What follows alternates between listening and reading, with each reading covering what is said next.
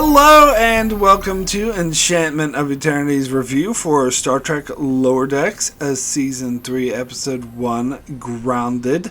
This video is a part of a series of videos where I review episodes of Lower Decks, so I have to start with a spoiler warning for Star Trek Lower Decks up to the season premiere of Season 3. If you have not seen this episode, you will not want to watch this video, otherwise some things will be spoiled for you.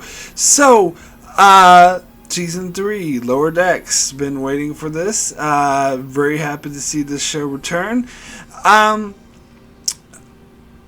feel like this episode was okay. it was good. I feel like most of the funny parts of this episode were spoiled for me in promotional material, like the sneak peek we got of a scene and the trailer. They seem to be the funniest parts of the episode. The other parts of the episode didn't really work for me. weren't that funny. That being said, I think the plot of the episode actually worked a lot for me. That made a lot of sense. I love the fake out. I love how you think it's going to be about Mariner and Boimler and all of them going on this rogue mission to, clear Captain Freeman's name, but it turns out all that happened off screen. Now, I know some people might find it disappointing that they set up this huge cliffhanger for Captain Freeman being arrested and falsely accused of a crime she didn't commit. And then that whole huge cliffhanger we're having to wait, a whole year to figure out. And that is resolved completely off screen. But I think it actually makes a lot of sense for Lower Decks. Because I at first felt maybe a tinge of that disappointment, but then my logic brain kicked in. I was like, no, this is perfect. Like, this makes perfect sense for Lower Decks, because Lower Decks is not about the main cast. It's not about the senior officers. It's not about the A plot. It's about what's going on behind the scenes. And when I look at this episode on its own, it's actually a really good character story for Mariner.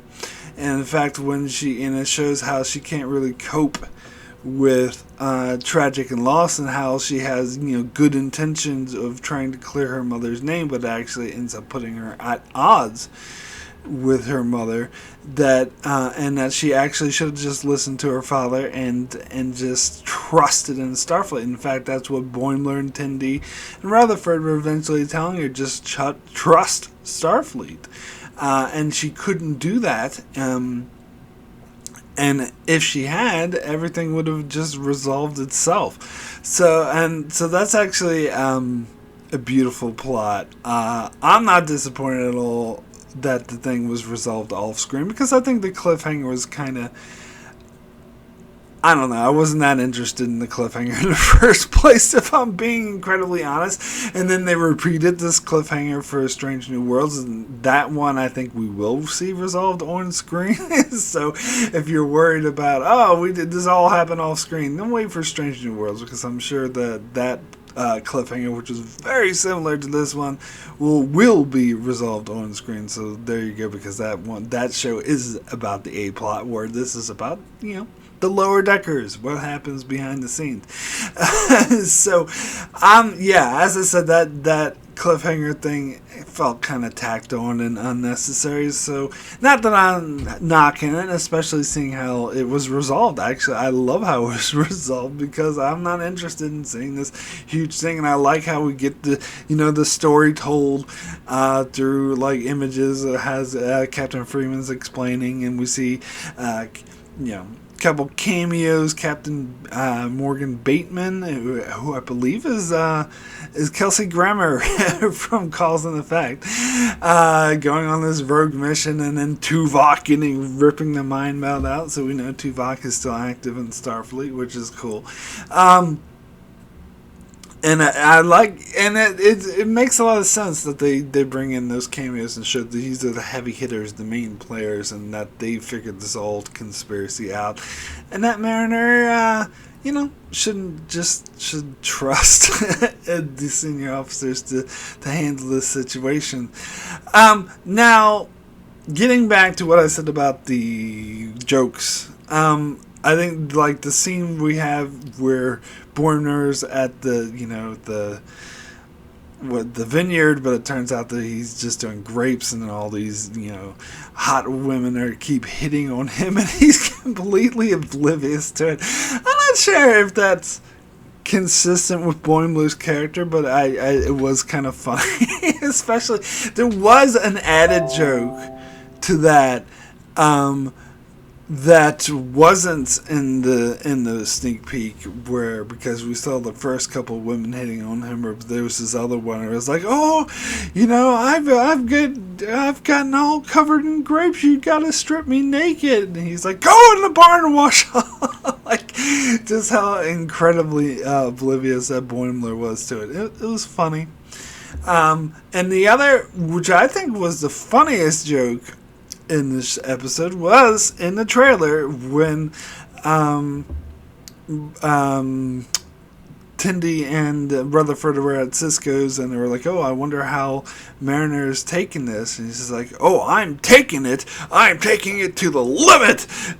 And they were like, did you just wait, were you standing there waiting until you had that entrance? And she's like, no. And then Boimler's like, oh, she totally was, she was waiting for like a minute. Like, that was hilarious, but I've already seen it. That joke was in the trailer. Now, when I'm thinking of jokes that weren't in the trailer that I think were not funny, the first thing that comes to mind was the joke with the when they take, as far as like the whole Bozeman amusement park thing with Zephyr Cochrane, like a lot of people, oh, isn't that so cool, and whatever. I mean, it's fine. I didn't not like it. It's just not that big of a deal for me. But the joke that I absolutely did not like was when they went up in that Phoenix and there was this random guy who was with them, and he was like freaking out at first, but once they were up there, I was like, I'm gonna go off on this adventure, and then they end the episode by circling back to him, like, getting stranded and then Starfleet having to rescue him. I really didn't like that joke at all. I didn't find it funny, the least bit funny. Maybe you did. Maybe your sense of humor is different than mine. Maybe you thought it was hilarious, but for me, I don't know. I didn't care about it. It was like, yeah, that's kind of dumb, actually. And then the whole thing about them having to take the Phoenix, and the Bozeman land being a freaking amusement park, and the Vulcan ship was kids were sliding on it, like, whatever. Like, I didn't particularly find it that funny.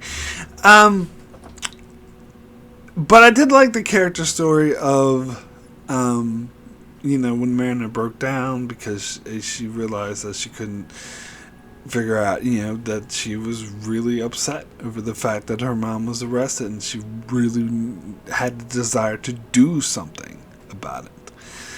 That was cool. But there was a couple of Star Trek 3 allusions, because each season of Lower Decks, the poster resembles a different movie. Like season 1 resembled the motion picture, and season 2 resembled The Wrath of Khan. Season 3 posters resembling Search for Spock. But they actually do a couple of because in that movie the Kirk and all them stole the Enterprise, which is kind of similar to Mariner trying to steal the Cerritos. And also when they stole the Enterprise, Uhura goes up to this transporter chief who's all cocky and whatever, and knocks him out and puts him in the closet so they can all beam aboard the Enterprise. And here they kind of allude to that, where the plan is to beat up this guy to uses transporter beam aboard a Cerrito, but it turns out to be a sweet old man who's everyone's grandpa.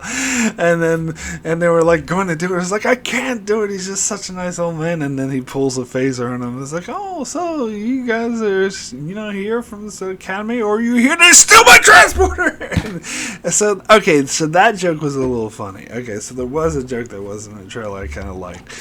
That was okay.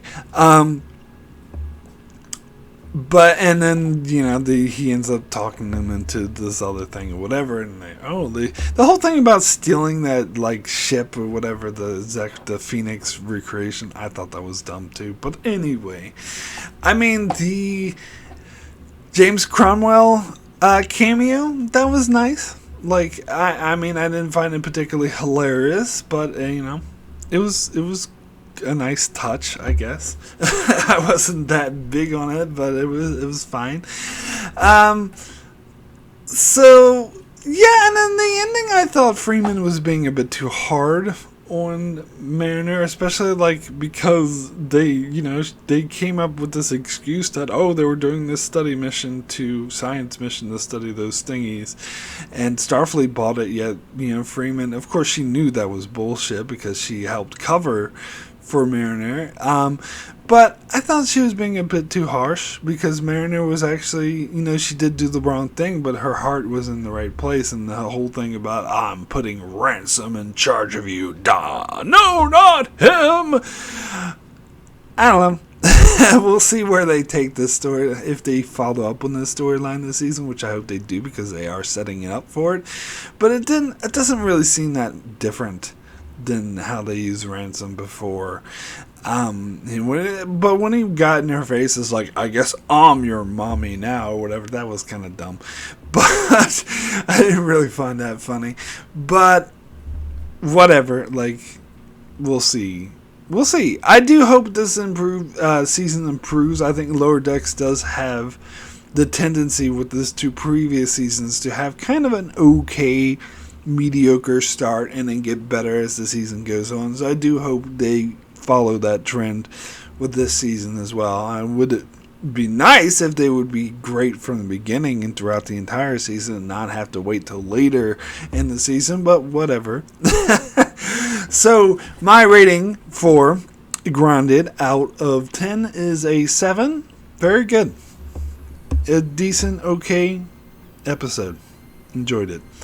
So that is it for my review of Star Trek Lower Decks Season 3, Episode 1, and we'll be here again next week and every week thereafter to continue to cover Season 3 of Lower Decks. In the meantime, you can check out my channel for many more Star Trek videos covering all things Star Trek, as well as videos on other shows such as House of the Dragon, Lord of the Rings of Power, and more. So be sure to subscribe so you can keep up with all of that. And thanks a lot for watching.